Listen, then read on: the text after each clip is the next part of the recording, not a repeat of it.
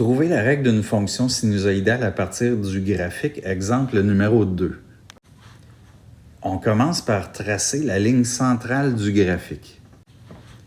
On doit ensuite trouver l'amplitude et la période. L'amplitude est égale à A et la période est égale à 2π sur B. Dans ce cas-ci, le point du haut est à une hauteur de 26, le point du bas est à une hauteur de 6. Il y a donc un écart total de 20 entre les deux, ce qui fait que l'amplitude du graphique est égale à 10.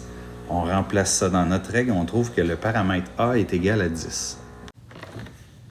Si on regarde nos deux points, donc de 4,26 jusqu'à 28,6, il y a là une période et demie. Donc, de 4 jusqu'à 28, une période et demie vaut 24. Donc, si on divise par 1,5, la période est égale à 16. On remplace dans notre règle la période par 16 et on isole le paramètre B qui est donc égal à π sur 8. Ensuite, on doit trouver les HK. Tous les points qui sont indiqués sont des HK possibles de fonction sinus.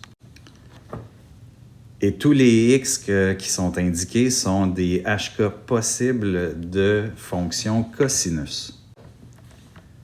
Donc, pour les HK de fonction sinus, le premier point à gauche aurait une coordonnée de 0,16. Si une période est de 16, une demi-période est de 8, un quart de période est donc de 4.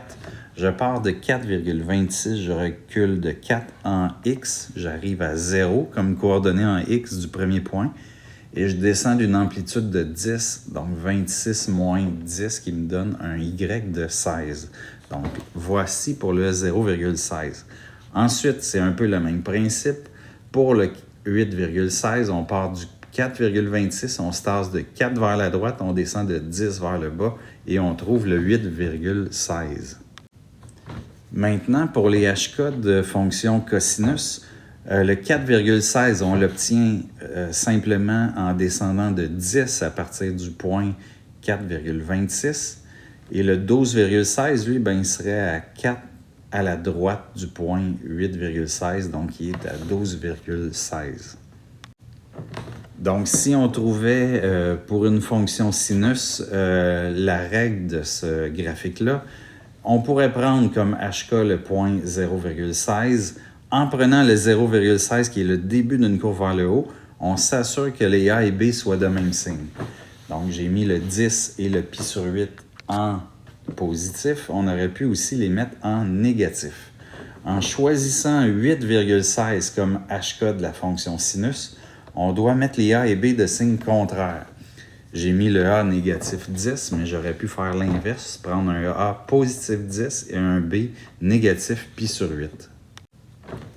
Pour la fonction cosinus, maintenant, on peut choisir le 4,16 comme HK, mais quand on commence au-dessus du HK, on doit prendre un A positif. Donc, j'ai mis le A à positif 10.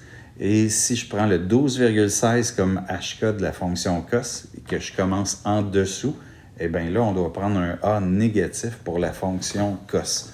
Je répète que pour la fonction cos, que le B soit positif ou que le B soit négatif, ça n'a aucun impact sur votre règle et ça donne des règles complètement équivalentes.